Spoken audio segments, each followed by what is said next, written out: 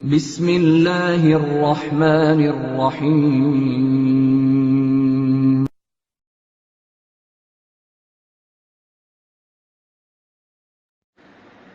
السلام عليكم ورحمة الله وبركاته. إن الحمد لله نحمده ونستعينه ونستغفره ونعوذ بالله من شرور أنفسنا ومن سيئات أعمالنا. من يهده الله فلا مضل له ومن يضلل فلا هادي له، وأشهد أن لا إله إلا الله وحده لا شريك له، وأشهد أن محمدا عبده ورسوله।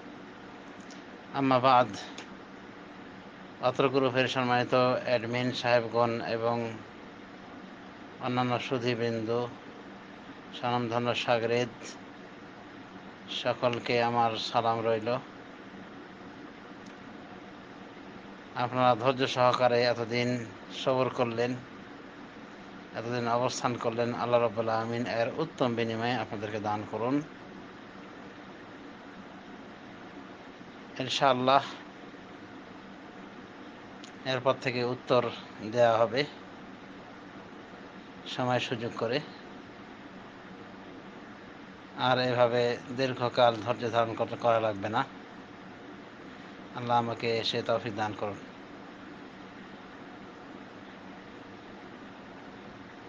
একদিনই ভাই তথা অত্র গ্রুপের অ্যাডমিন, অন্যতম অ্যাডমিন জুয়েল খন্দকার সাহেব প্রশ্ন করেছেন যে কোনো কোনো বক্তার মুখে উনি শুনেছেন যে মহিলা বাচ্চা নেওয়া বন্ধ করে দিবে, তার হাসর হবে ফেরাউনের সাথে, তার হাসর হবে ফেরাউনের সাথে। এরকম একখানা হাদিস শুনেছেন। হাদিসটা কি পর্যায়ের? এই হাদিসটা জাল হাদিসই হবে। এরকম কোন সহিহ হাদিস রাসূলুল্লাহ সাল্লাল্লাহু আলাইহি ওয়াসাল্লাম থেকে বর্ণিত নেই আমার জানা মতে।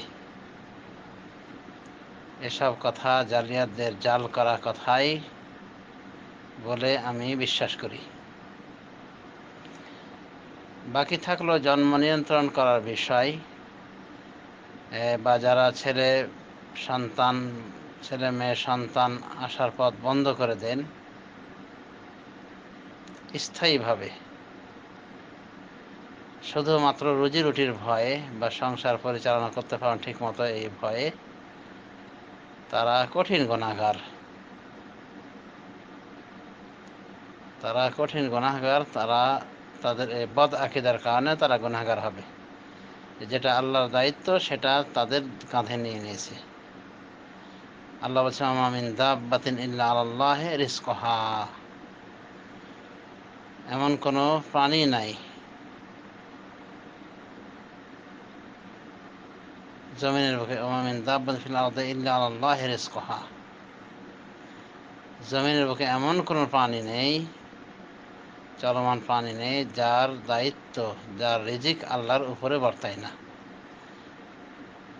বরং আল্লাহর উপরেই তার দায়িত্ব, রিজিকের দায়িত্ব। সুতরাং রিজিক দিতে পারবে না, তাই সন্তান আসার পথকে স্থায়ীভাবে বন্ধ করে দেবে, এসব শয়তানি ধারণা, বেদিনী ধারণা থেকে সৃষ্টি হয়েছে। এরকম আকীদা নিয়ে জন্ম নিয়ন্ত্রণ করা বলা যেতে পারে এক প্রকার জঘন্য অপরাধ। বাকি থাকলে যদি কেউ সন্তানকে নষ্ট করে দেয়,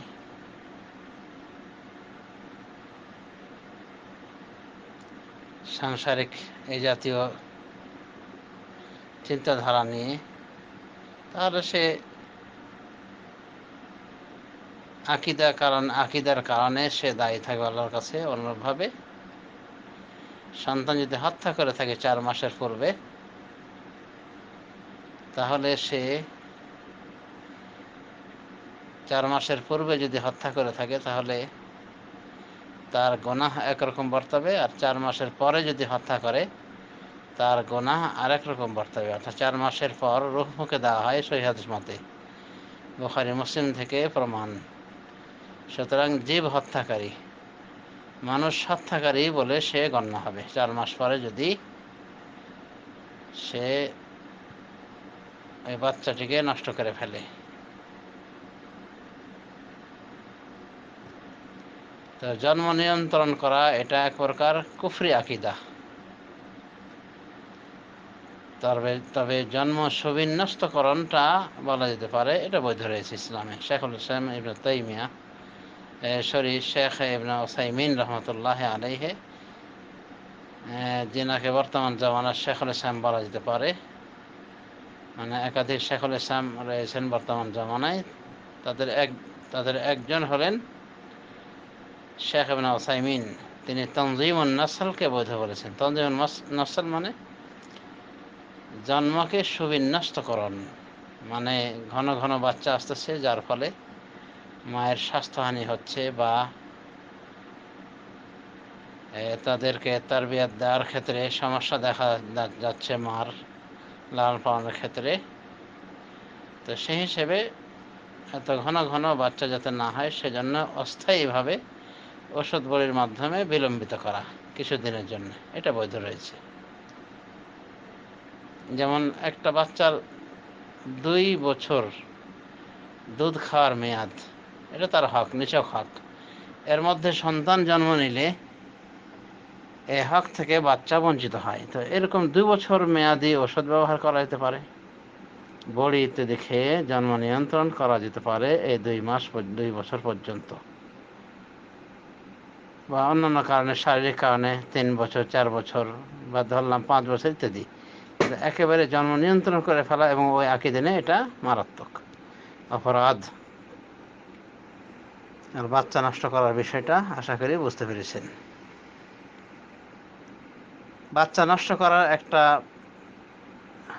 বৈধ পরিসর হলো মায়ের অবস্থা যদি আশঙ্কাজনক হয়ে যায়, ডাক্তার বলছে যে মাকে বাঁচাতে হলে বাচ্চা নষ্ট করতে হবে, তখন ওই অবস্থায় বাচ্চা নষ্ট করলে পাপ বর্তাবে না ইনশাআল্লাহ।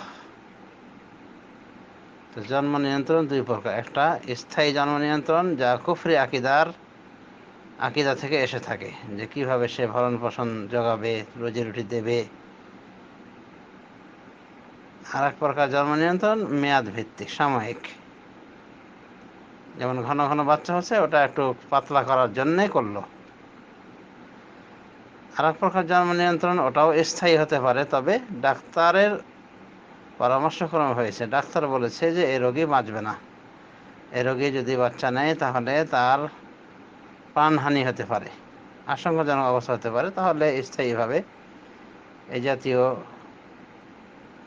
ব্যবস্থা করা যেতে পারে জন্ম নিয়ন্ত্রণ। যেমন অনেক সময় দেখা যায় ডাক্তার জরায়ু কেটে ফেলে। তো এক কথায় জন্ম নিয়ন্ত্রণের বিষয়টি ব্যাখ্যা সাপেক্ষ, কোনটা কুফরে আকীদার পর্যায়ভুক্ত, কোনটা বৈধতার পর্যায়ভুক্ত, আশা করি বিষয়টি বুঝতে পেরেছেন। তো এই হলো জন্ম নিয়ন্ত্রণ বিষয়ে কিছু কথা। ওয়াবিল্লাহি তৌফিক। সাল্লাল্লাহু আলা নবিয়িনা মুহাম্মদ ওয়া আলা আলিহি ওয়া সাহবিহি আজমাইন। আসসালামু আলাইকুম ওয়া রাহমাতুল্লাহ।